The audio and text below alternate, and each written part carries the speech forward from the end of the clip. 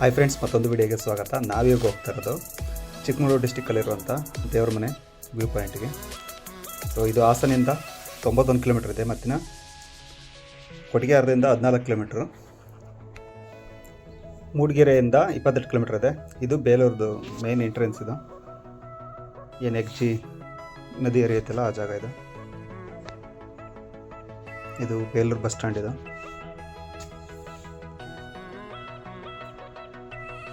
ಈ ದೇವ್ರ ಮನೆ ಏನಿದೆ ಇದು ಚಿಕ್ಕಮಗಳೂರು ಡಿಸ್ಟಿಕ್ಕಿಗೆ ಸೇರುತ್ತೆ. ಮತ್ತಿನ ಚಿಕ್ಕಮಗಳೂರಿಂದ 55 ಕಿಲೋಮೀಟರ್ ಆಗುತ್ತೆ. ಇದು one of the most beautiful place. ಮತ್ತಿನ ಕೆಳಗಡೆ ದೇವಸ್ಥಾನ ಇದೆ, ಕಾಲಭೈರೇಶ್ವರ ದೇವಸ್ಥಾನ. ದೇವಸ್ಥಾನದಿಂದ ಒಂದು 500 ಮೀಟರ್ ದೂರ ಹೋದ್ರೆ ವ್ಯೂ ಪಾಯಿಂಟ್ ಸಿಗುತ್ತೆ. ತುಂಬ ಬ್ಯೂಟಿಫುಲ್ ಆಗಿದೆ. ಇದು ಮೂಡಿಗೆರೆ ಹೋಗುವಂಥ ರೋಡ್. ಇದು ಬೇಲೂರಿಂದ ನಾವು ಬೆಳಗ್ಗೆ ಹಾಸನಿಂದ 8 ಗಂಟೆ ಬಿಟ್ಟು 11 ಗಂಟೆ ಹೊತ್ತಿಗೆ ಹೋಗಿದ್ದು. ರೋಡ್ ತುಂಬ ಚೆನ್ನಾಗಿದೆ. ಸೊ ಫ್ರೀ ಟೈಮಲ್ಲಿ ಈ ರೀತಿ ವಿಡಿಯೋ ಮಾಡ್ಕೊಂಡೆಲ್ಲ ಹೋಗಿದ್ದು. ಸುತ್ತ ನೋಡ್ಬೋದು, ಫುಲ್ ಗ್ರೀನರಿ ಸಖತ್ತಾಗಿರುತ್ತೆ.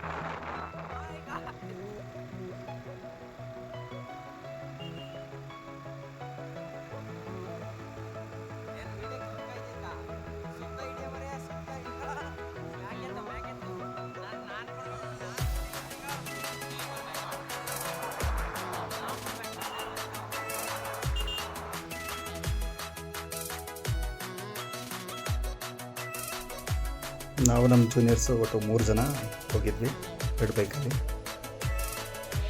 ತುಂಬ ಚೆನ್ನಾಗಿರುತ್ತೆ. ಆ್ಯಕ್ಚುಲಿ ಇಲ್ಲೇನು ವೀಡಿಯೋದಲ್ಲಿ ನೋಡ್ತಾ ಇದ್ದೀರಾ ಅದಕ್ಕಿಂತನೂ ಅಲ್ಲಿ ರಿಯಲಾಗಿ ತುಂಬ ಚೆನ್ನಾಗಿದೆ. ಇಲ್ಲಿ ಚಾರ್ಮಡಿ ಘಾಟಿಗೆ ಹೋಗೋದಾದ್ರೆ ಆಂದಿವಿನಲ್ಲೇ ಹೋಗಬೇಕು.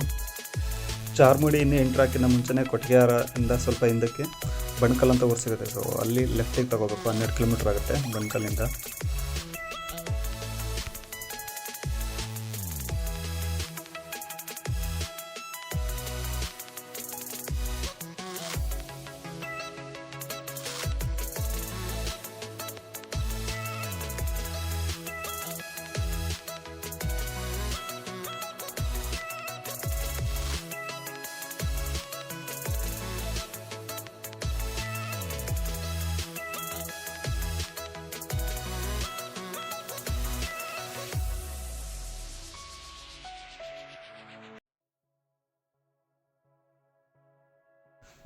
ಇದು ಮೂಡಿಗೆರೆ ಹ್ಯಾಂಡ್ ಪೋಸ್ಟ್. ಇದು ರೈಟಿಗೆ ಹೋದರೆ ಮೂಡಿಗೆರೆ ಸಿಟಿಗೆ ಹೋಗ್ಬೋದು, ಮತ್ತಿನ್ನು ಲೆಫ್ಟಿಗೆ ಹೋದರೆ ಸೀದಾ ಕೊಟ್ಟಿಗೆಹಾರ ರೂಟ್. ಇದು ಇಲ್ಲಿಂದ ಜಸ್ಟ್ 22 ಕಿಲೋಮೀಟರ್ ಏನೋ ಆಗುತ್ತೆ ಅಷ್ಟೇ.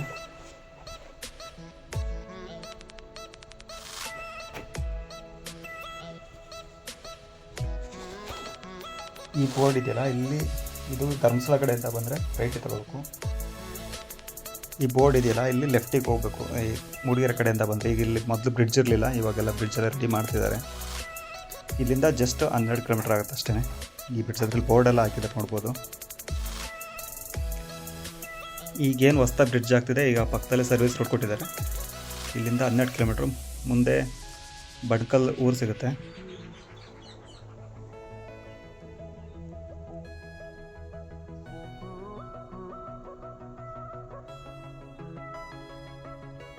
ಇಲ್ಲಿಂದ ರೋಡ್ ತುಂಬ ಚೆನ್ನಾಗಿದೆ.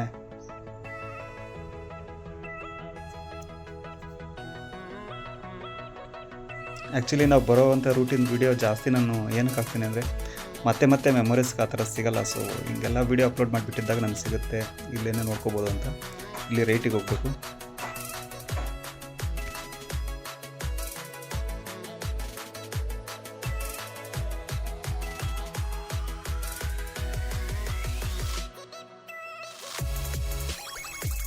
ಈ ಕೆಲವೊಂದು ಕ್ರಾಸ್ಗಳೇನಿದೆ ಇಲ್ಲಿ ಸ್ವಲ್ಪ ಹೈಟ್ ಜಾಸ್ತಿನೇ ಇದೆ, ಮತ್ತಿನ್ನು ಕರು ಎಲ್ಲ ಇದೆ. ಸೊ ನೋಡ್ಕೊಂಡು ಬರಬೇಕು. ಆ್ಯಕ್ಚುಲಿ ಮಳೆ ಟೈಮಲ್ಲಿ ಬಂದರೆ ಸ್ವಲ್ಪ ಸ್ಕಿಡ್ ಆಗುವಂಥ ಸಾಧ್ಯತೆ ಜಾಸ್ತಿ ಇರುತ್ತೆ. ಈ ಕಾಫಿ ತೋಟ ಒಳಗಡೆ ಹೋಗ್ಬೇಕು. ಈ ದೇವ್ರ ಮನೆಗೆ ಬೆಟ್ಟದ ಭೈರವೇಶ್ವರ ಮತ್ತಿನ ಏನು ನಮ್ಮ ಎತ್ತಿನ ಭುಜ ಎಲ್ಲ ಇದೆ. ಸೊ ತುಂಬ ಹತ್ರನೇ ಆಗುತ್ತೆ ಆ್ಯಕ್ಚುಲಿ ಹೇಳ್ಬೇಕು ಅಂದರೆ.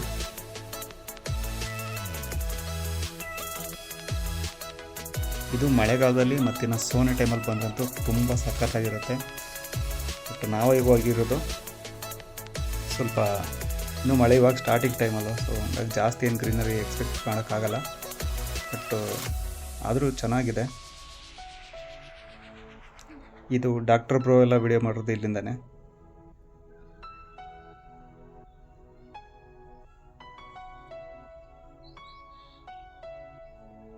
ಇಲ್ಲಿ ಮುಂದೆ ಹೋಗ್ತಾ ಯಾವುದೇ ನೆಟ್ವರ್ಕ್ ಯಾವುದು ವರ್ಕ್ ಆಗೋಲ್ಲ. ಆ್ಯಕ್ಚುಲಿ ಹೇಳ್ಬೇಕಂದ್ರೆ ನೀವೇನೇ ಫೋನ್ಪೇ ಗೂಗಲ್ ಪೇ ಅಲ್ಲಿ ಅಂಗಡಿಗಳಿದ್ರೂ ಸಹ ಯಾವುದು ವರ್ಕ್ ಆಗಲ್ಲ. ಸಾಧ್ಯ ಆದಷ್ಟು ಕ್ಯಾಶ್ ಇಟ್ಕೊಂಡು ಹೋದ್ರೇ ಬೆಟರ್. ಆ್ಯಕ್ಚುಲಿ ಅಲ್ಲಿ ಬೆಟ್ಟದ ಭೈರವೇಶ್ವರ ಹತ್ರ ಅಂಗಡಿಗಳಿದ್ದಾವೆ, ಮತ್ತಿನ್ನು ಹೋಟೆಲ್ ಸಣ್ಣ ಪುಟ್ಟದೆಲ್ಲ ಇದೆ. ಬಟ್ ಯಾವುದು ಫೋನ್ಪೇ ಗೂಗಲ್ ಪೇ ಯಾವುದು ವರ್ಕ್ ಆಗೋಲ್ಲ. ಕುಡಿಯೋ ನೀರಿಂದು ಆಗಲಿ, ಕಾಫಿ ಟೀ ಆಗಲಿ, ಅಥವಾ ಸಣ್ಣ ಪುಟ್ಟ ಸ್ನ್ಯಾಕ್ಸ್ ಎಲ್ಲ ಸಿಗುತ್ತೆ ಅಲ್ಲಿ ಅಂಗಡಿಗಳಲ್ಲಿ. ಬಟ್ ಫೋನ್ಪೇ ಆಗಲಿ ಯಾವುದೇ ಕಾಲ್ ಮಾಡೋದಕ್ಕೆ ನೆಟ್ವರ್ಕ್ ಯಾವುದು ಸಿಗೋಲ್ಲ. ನೀವು ಸಾಧ್ಯ ಆದಷ್ಟು ಸ್ವಲ್ಪ ಕ್ಯಾಶ್ ಇಟ್ಕೊಂಡು ಹೋಗೋದೇ ಬೆಟರ್ ಅಲ್ಲಿ. ಮತ್ತಿನ್ನು ಅಲ್ಲಿಗೆ ಹೋದಾಗ ಕಾಲ್ ಮಾಡ್ತೀನಿ ಅದೆಲ್ಲ ಅಸಾಧ್ಯ, ಯಾಕಂದರೆ ಅಲ್ಲಿ ನೆಟ್ವರ್ಕೇ ಸಿಗೋಲ್ಲ. ಸೊ ಸಾಧ್ಯ ಆದಷ್ಟು ಹುಷಾರಾಗಿ ಹೋಗ್ಬಿಟ್ಟು ಬರಬೇಕು. ನೀವು ನೋಡ್ಬೋದು ರೋಡ್ ಎಷ್ಟು ಬ್ಯೂಟಿಫುಲ್ ಆಗಿದೆ ಅಂತ. ಅದಕ್ಕೆ ದೇವರ ಮನೆಯನ್ನು ಯಾವಾಗಲೂ ರೋಡ್ ಟು ಹೆವೆನ್ ಅಂತ ಕರೀತಾರೆ. ನೋಡ್ಬೋದು ಅಲ್ಲಿ ದೂರದಲ್ಲಿ ಕಾಣ್ತಿದೆಯಲ್ಲ, ಅದೇ ಬೆಟ್ಟಗಳು. ಅಲ್ಲಿಗೆ ಹೋಗ್ತಾರದು. ಇವಾಗ ಇಲ್ಲಿ ರೈಟ್ಗೆ ತಗೋಬೇಕು. ಮತ್ತು ಇಲ್ಲಿ ಸಾಧ್ಯ ಆದಷ್ಟು ಇಲ್ಲಿ ಯಾವುದೇ ಕವರು, ಪ್ಲಾಸ್ಟಿಕ್ಕು, ಬಾಟ್ಲು ಏನೇ ತೊಗೊಂಡೋದ್ರೂ ಸಾಧ್ಯ ಆದಷ್ಟು ರಿಟರ್ನ್ ತೊಗೊಬರೋಕ್ಕೆ ಟ್ರೈ ಮಾಡಿ. ಆ್ಯಕ್ಚುಲಿ ನಾವು ಹೋದ ಟೈಮಲ್ಲಿ ನೋಡಿದ್ವಿ ಎಷ್ಟು ಬಾಟ್ಲು, ಎಷ್ಟು ಕವರೆಲ್ಲ ಹಾಕಿ ವೇಸ್ಟ್ ಮಾಡಿದ್ದಾರೆ ಅಂದರೆ ಹೇಳೋಕ್ಕೆ ಅಸಾಧ್ಯ. ಹಿಂಗೆ ಹೋಗ್ತಾ ಜಾಸ್ತಿ ಮಾಡ್ತಾಯಿದ್ರೆ ನೇಚರ್ ತುಂಬ ಹಾಳಾಗೋಗುತ್ತೆ. ಸಿಟಿಲಲ್ಲಿ ಯಾರು ಸೆಕ್ಯೂರಿಟಿ ಆ ಥರ ಯಾವುದೂ ಇರೋಲ್ಲ. ಈಗ ಹೇಳಬೇಕು ಅಂದರೆ ನಮ್ಮ ಎತ್ತಿನ ಭುಜ ಆ ಕಡೆ ಎಲ್ಲ ಸೆಕ್ಯೂರಿಟಿಗಳಿದೆ, ಮತ್ತು ನಮ್ಮ ಫಾರೆಸ್ಟ್ ಗಾರ್ಡ್ಸ್ ಅವರೆಲ್ಲ ಇರ್ತಾರೆ. ಹಾಗಾಗಿ ಜಾಸ್ತಿ ಹಾಳು ಮಾಡೋದಕ್ಕೆ ಏನು ಬಿಡಲ್ಲ. ಬಟ್ ಇಲ್ಲಿ ಯಾರು ಆ ಥರ ಹೇಳೋರು ಯಾರೂ ಇಲ್ಲ.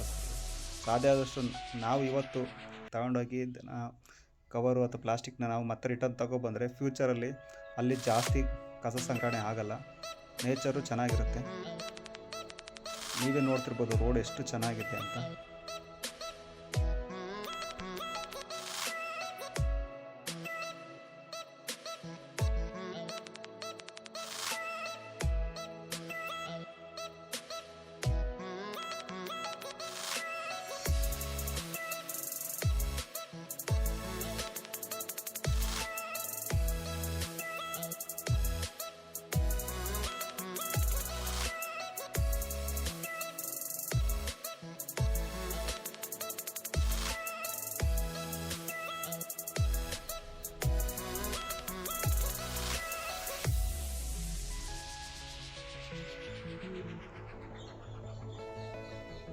ಇದೇ ಆ ದೇವಸ್ಥಾನ, ಕಾಲಭೈರೇಶ್ವರ ದೇವಸ್ಥಾನ ಇದು. ಸೊ ಇಲ್ಲಾದರೂ ಪಾರ್ಕ್ ಮಾಡ್ಬೋದು, ಮೇಲೆ ವ್ಯೂ ಪಾಯಿಂಟ್ ಹತ್ರ ಹೋದಾಗಲ ಅಲ್ಲಾದರೂ ಪಾರ್ಕ್ ಮಾಡ್ಬೋದು. ಇದು ತುಂಬ ಹಳೆಯ ದೇವಸ್ಥಾನ. ಆ ಬೆಟ್ಟದ ಭೈರವೇಶ್ವರ ಏನಿದೆ ಆಗಿನ ಕಾಲದ್ದು ಅಂತ ಹೇಳ್ತಾರೆ. ಈ ದೇವಸ್ಥಾನದ ಎದುರುಗಡೆನೆ ಚಿಕ್ಕದಾಗಿ ಒಂದು ಕೆರೆ ಇದೆ, ಕಟ್ಟೆ. ಸೊ ಅಲ್ಲೇ ಬಾವಿ ಎಲ್ಲ ಇರೋದು.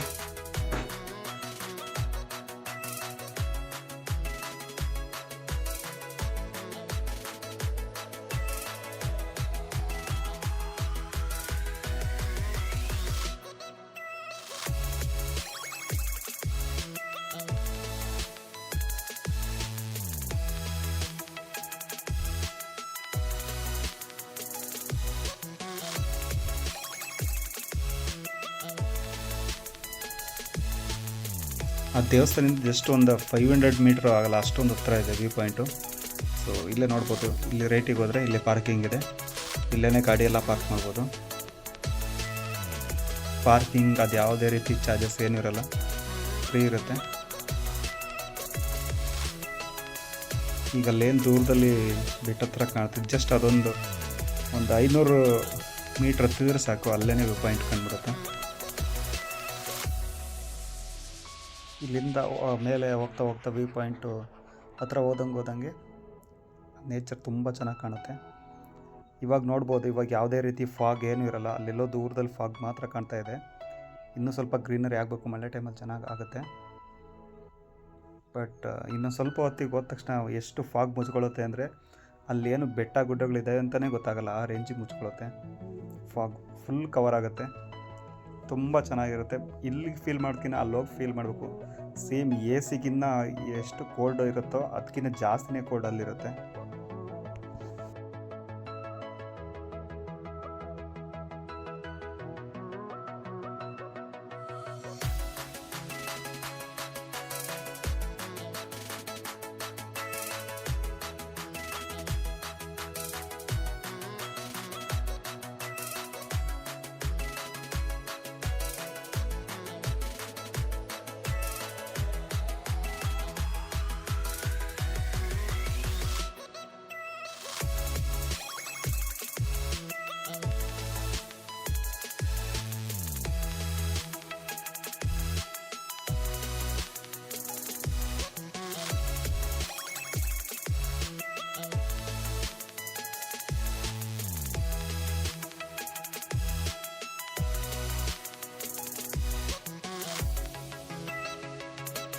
ಇವಾಗ ನೋಡ್ಬೋದು ಎಷ್ಟು ಫಾಗ್ ಮುಚ್ಕೊಂಡಿದೆ ಅಂತ.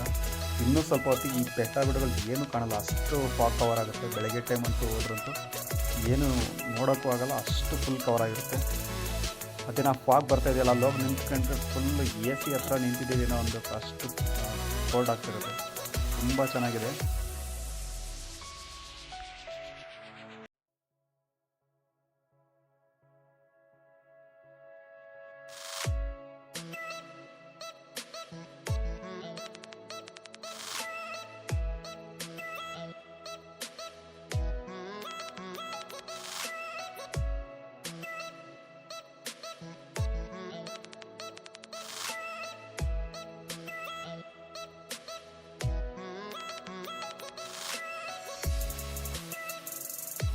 ನೀಲಕುರಂಜಿ ಗಿಡಗಳೆಲ್ಲ ಇಲ್ಲಿ ಜಾಸ್ತಿ ಇರುತ್ತೆ.